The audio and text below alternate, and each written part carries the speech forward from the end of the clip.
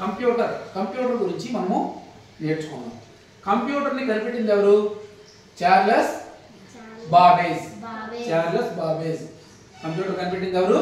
Charles Babbage. అయితే computer తాలూకు అర్థం ఏంటో, డెఫినేషన్ ఏంటో చూద్దాం.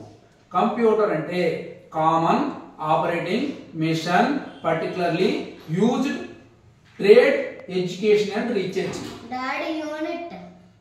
యూనిట్ కాదు, యూజ్డ్. ఓకేనా?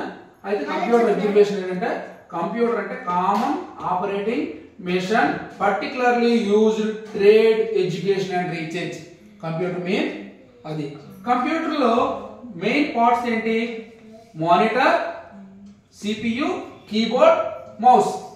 ఇవి కంప్యూటర్ లోన 4 భాగాలు, మెయిన్ పార్ట్స్. ఓకేనా? అయితే దీని గురించి కంప్యూటర్ ఏం పని చేస్తుంది, ఎలా పనిచేస్తుంది అని మనం తెలుసుకున్నాం. కంప్యూటర్ ఇలా వేసాం కదా, ఇలా వద్దాం.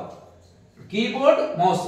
కీబోర్డ్, మౌస్ ద్వారా మనము పర్టికులర్గా క్వశ్చన్ని మనం డేటాని ప్రాసెస్ చేయొచ్చు, పంపించవచ్చు.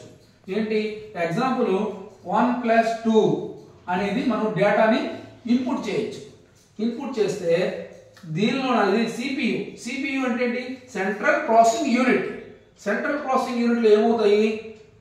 ఇందులో డేటాని ప్రాసెసింగ్ జరుగుతుంది.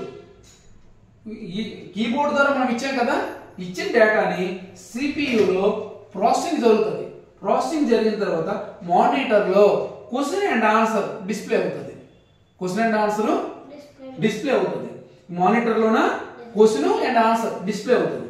అయితే సిపియులో ఎంయు, ఏఎల్యు, సియు అని మెయిన్ భాగాలు ఉన్నాయి. ఏంటి? ఎంయు అంటే ఏంటి? Memory unit. ఎంయు అంటే ఏంటి? ఏఎల్యు అంటే ఏంటి? Arithmetic logic unit. ఎంయు అంటే మెమరీ యూనిట్, ఏఎల్యు అంటే అర్థమెటిక్ లాజిక్ యూనిట్, సియు అంటే కంట్రోల్ యూనిట్. అయితే ఎంయు నుండి డేటాని ఏఎల్యు పంపిస్తుంది, ఏఎల్యు డేటాని ఎంయు పంపిస్తుంది. ఈ క్రమంలో ప్రాసెసింగ్ జరుగుతుంది. అంటే మనం క్వశ్చన్ ఇచ్చాం కదా, ప్రాసెస్ చేసి ఆన్సర్ అనేది మానిటర్లో డిస్ప్లే అవుతుంది. ఇది కంప్యూటర్ తాలూకా మెయిన్ పార్ట్స్, మెయిన్ థీమ్. ప్రతి ఒక్కరికి కూడా కంప్యూటర్ బేసిక్స్ అనేవి రావాలి. వస్తే వాళ్ళు వెల్ అండ్ గుడ్గా భవిష్యత్తులో చాలా బాగుంటుంది. అర్థమైందా? అంచేత కంప్యూటర్ తాలూకా బేసిక్ ఇది, ఫండమెంటల్ ఇది. తర్వాత మిగతా టాపిక్ మళ్ళీ తర్వాత తెలుసుకుందాం. ఓకేనా?